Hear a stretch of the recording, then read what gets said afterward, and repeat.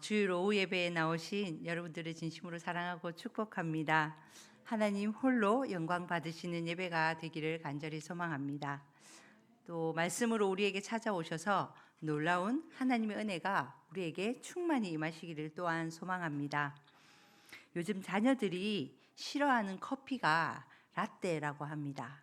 모두들 아시죠? 네.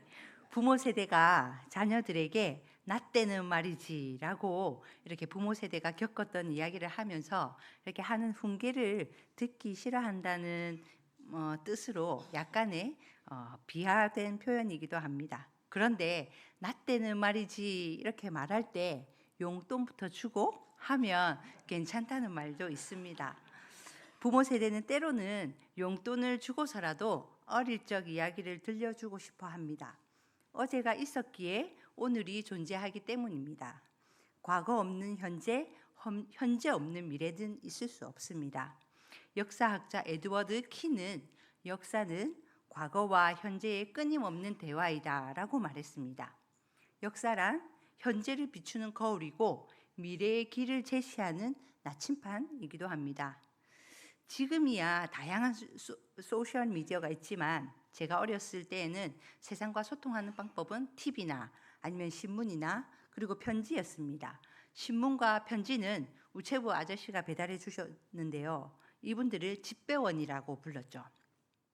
우체부 아저씨의 이 오토바이 소리를 내면서 왔다는 그 사인을 주면 달려나가서 신문이나 이 편지를 받기도 했습니다.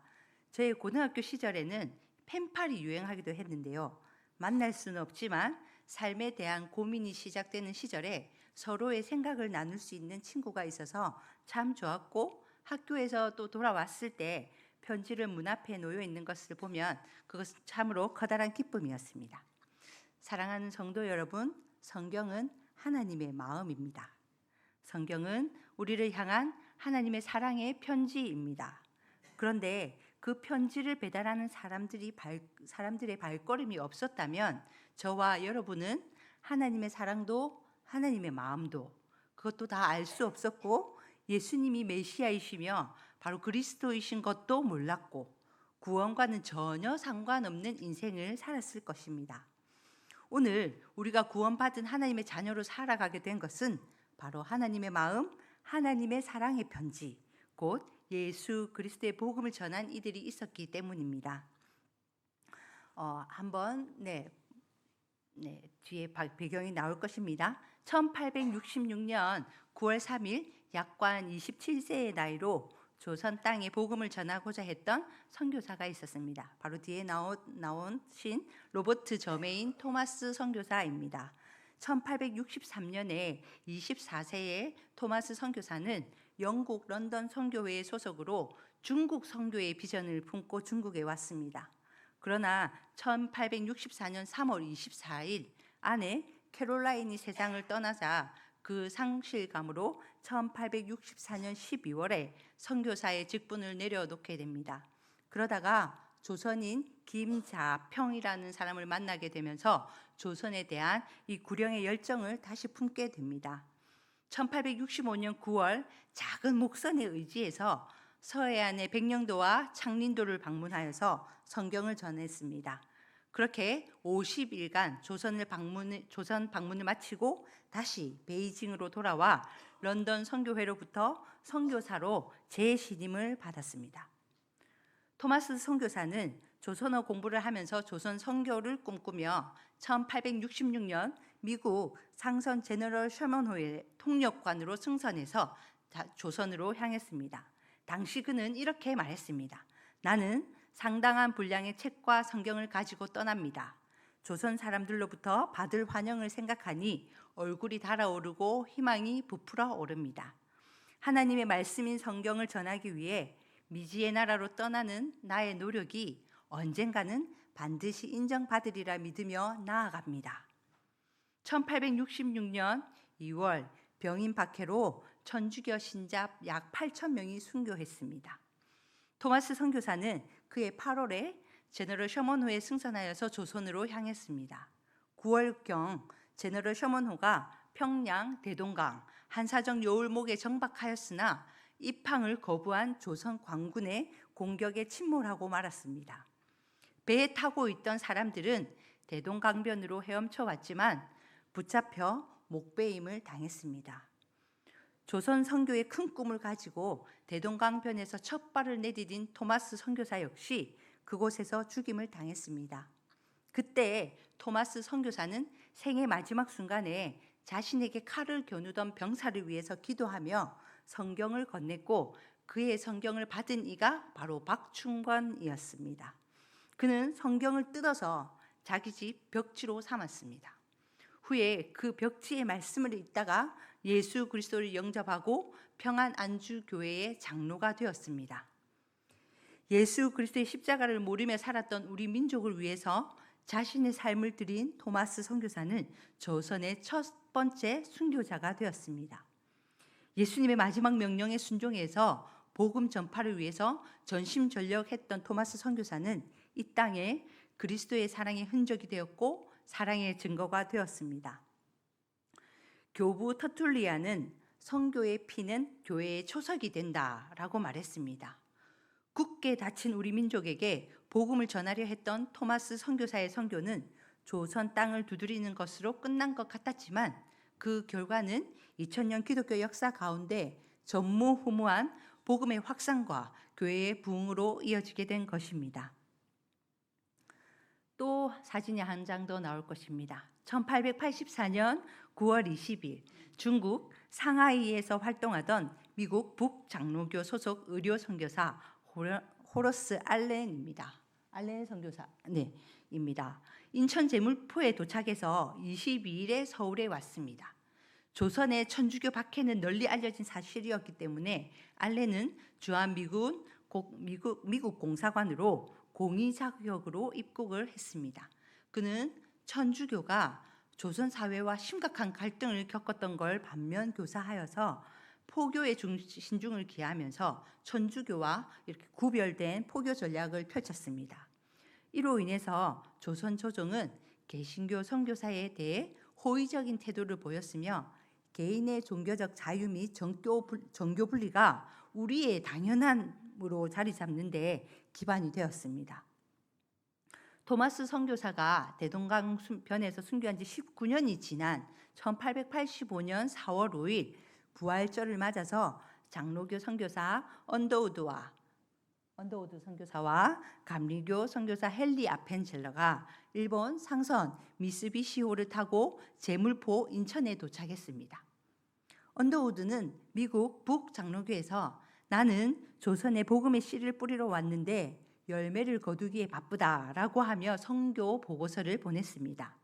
연희 전문학교, 지금의 연세대학교죠. 이거를 설립하고 한글 성경을 펼쳤으며 대한기독교서회와 YMCA를 창설하고 세문안교회를 설립했습니다.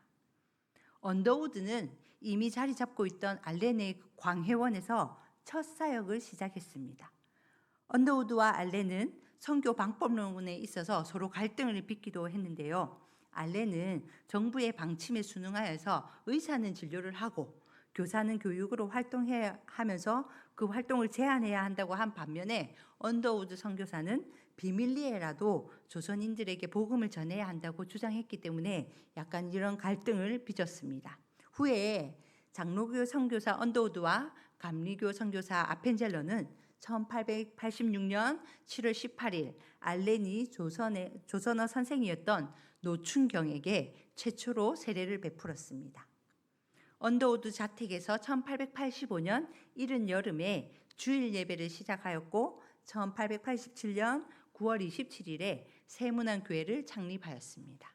그리고 1885년 10월 11일에 아펜젤러 선교사의 집례로 최초의 성찬식이 거행되었는데 이것이 정동제일교회의 시작이었습니다. 창조주이신 우리 하나님의 대표적인 품성은 바로 사랑이죠. 요한일서 4장 16절에 하나님은 사랑이시라.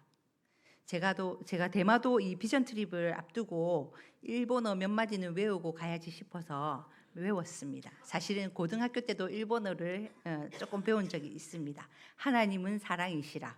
가미사마와 아나타 오 아이사테이마스.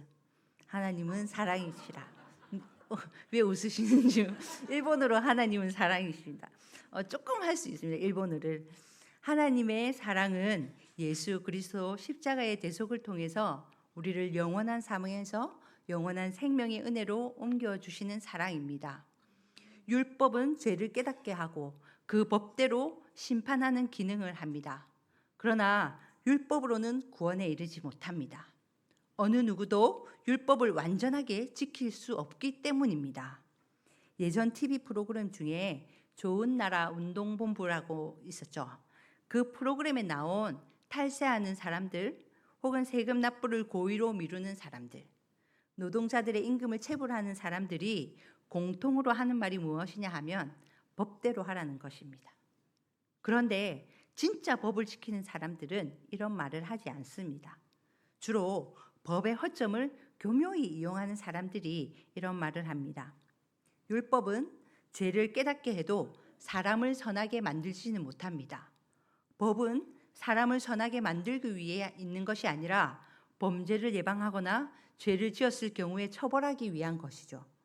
한마디로 법은 예방과 처벌의 기능만 있을 뿐입니다. 법을 만드는 속도와 사람들이 죄를 생각하여 만드는 속도 중에서 과연 어느 것이 더 빠를까요? 이처럼 율법에는 한계가 있습니다. 우리는 법대로 하면 모두 영원한 심판에 이르게 됩니다. 그러나 하나님은 우리를 법대로 곧 율법대로 판단하지 않으시고 은혜로 구원하여 주셨습니다. 이것이 복음입니다. 그러면 우리가 어떻게 구원을 얻습니까? 하나님은 사도 바울을 통해서 이렇게 말씀하십니다. 로마서 10장 13절입니다. 누구든지 주의 이름을 부르는 자는 구원을 받으리라. 아멘. 또 사도 베드로를 통해서 이렇게 말씀하십니다. 사도행전 16장 31절 말씀입니다. 이르되 주 예수를 믿으라. 그리하면 너와 내 집이 구원을 받으리라. 아멘. 사랑하는 성도 여러분, 누가 주의 이름을 부를까요? 믿음이 있는 사람이죠. 믿음이 없는데 어찌 주님의 이름을 부르겠습니까? 고린도전서 12장 3절에 누구든지 예수를 저주할 자라 하지 아니하고 또 성령으로 아니하고는 누구든지 예수를 주시라 할 수 없느니라. 아멘. 라고 하였습니다. 예수님을 나의 주님이라고 부르는 사람은 성령 하나님이 함께 하시기 때문입니다. 로마서 10장 9절에 내가 만일 내 입으로 예수를 주로 시인하며 또 하나님께서 그를 죽은 자 가운데서 살리신 것을 내 마음에 믿으면 구원을 받으리라. 아멘. 예수 그리스도를 나의 주님으로 믿고 시인하는 것이 중요합니다. 이렇게 고백하려면 믿음이 있어야 합니다. 믿음이 없이는 절대로 이런 고백을 할 수 없습니다. 그렇다면 믿음은 어떻게 생겨납니까? 로마서 10장 17절 말씀입니다. 그러므로 믿음은 들음에서 나며 들음은 그리스도의 말씀으로 말미암았느니라. 아멘. 그리스도의 말씀을 들을 때 믿음이 생겨납니다. 간혹 이런 분들이 계시죠. 나는 믿음이 없어서 교회 못 간다. 혹은 나는 하나님을 믿지 못하겠다라고 말하는 분들이 있습니다. 하나님의 말씀을 들은 적이 없는데 믿음이 어떻게 생기겠습니까? 믿음은 하나님의 말씀을 들어야 생기죠. 하나님의 말씀을 자꾸 듣다 보면 말씀이 참으로 맛있다는 것을 깨닫게 됩니다. 사막에서 목말라 죽어가는 두 사람에게 한 여행객이 저기 앞에 보이는 작은 모래 언덕만 넘으면 오아시스가 있다라고 말하였습니다. 같은 말을 들은 두 사람 중에 한 사람은 있는 힘을 다해 뛰어가서 언덕을 넘어갔고 또 한 사람은 그 말이 헛소리라고 생각하여 그대로 누워 있었습니다. 두 사람은 어떻게 되겠습니까? 여행객이 전해준 말이 사실이라면 뛰어간 사람은 살 것이고 그렇지 않은 사람은 죽을 것입니다. 확률적으로 따져보아도 뛰어간 사람은 살 확률이 50%는 되지만 그 자리에 그냥 주저앉아 있던 사람은 죽을 확률이 100%입니다. 믿져야 본전이죠. 가만히 있으면 반드시 죽습니다. 그러므로 이 두 사람 중에 뛰어간 사람에게는 믿음이 있고 그 자리에 머문 사람에게는 믿음이 없는 것이 되는 것입니다.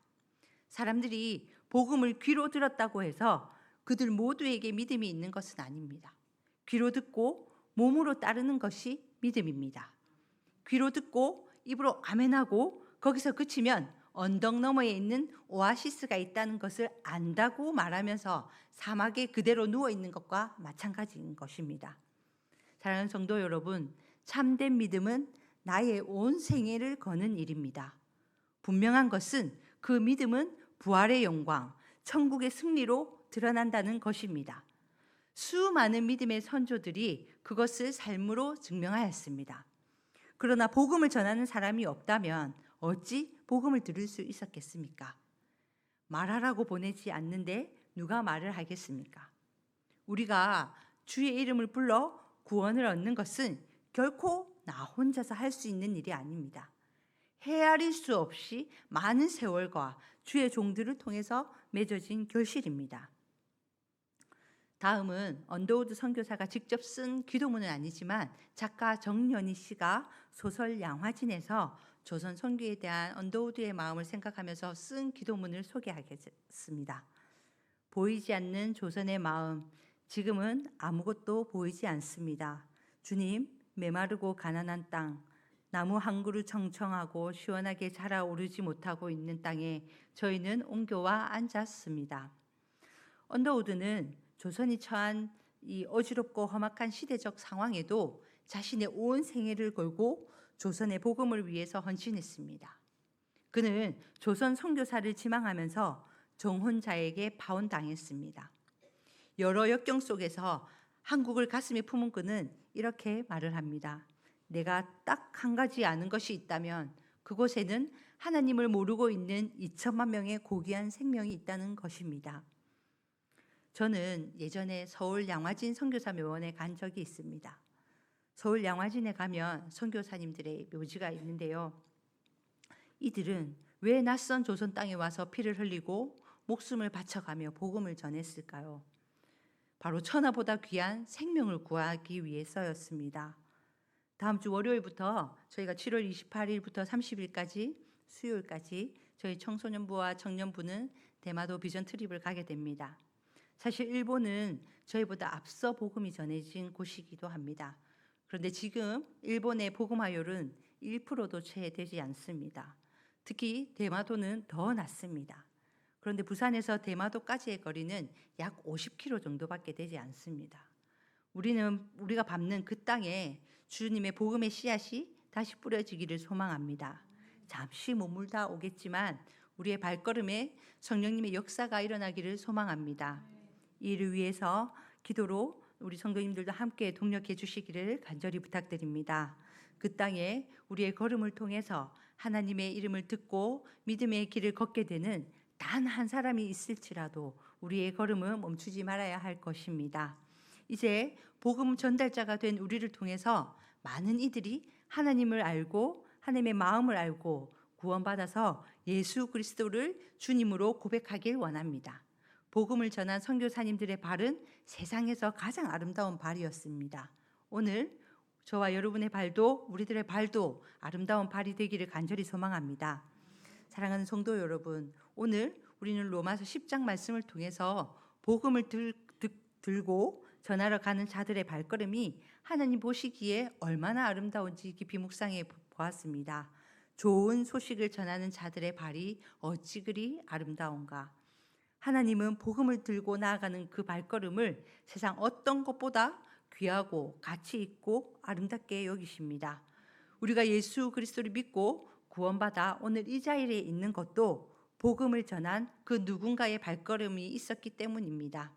토마스 선교사의 대동강변에서의 헌신, 언더우드와 아펜젤러 선교사들의 헌신, 그리고 이름 없이 복음을 전한 수많은 믿음의 선조들의 아름다운 발걸음이 있었기에 우리는 지금 하나님의 사랑을 알고 예수 그리스도를 고백하며 살아가고 있는 것입니다. 그렇다면 이제는 우리의 차례입니다. 이제 우리도 각자의 자리에서 복음을 전하는 가장 아름다운 발걸음의 주인공이 되어야 할 때입니다. 말씀이 들려지기 위해서 누군가가 가야 하고 복음을 믿기 위해서는 반드시 누군가가 전해야 합니다. 다가오는 대마도 비전 트립을 준비하는 우리 청소년부와 청년부의 발걸음이, 그리고 이 자리에 함께 예배하는 우리 한 사람 한 사람의 삶 속에서 이루어질 복음의 걸음이 토마스 선교사와 언더우드 선교사의 아름다웠던 그 발걸음처럼 하나님께서 기뻐하시는 아름다운 발걸음이 되시기를 간절히 축복합니다.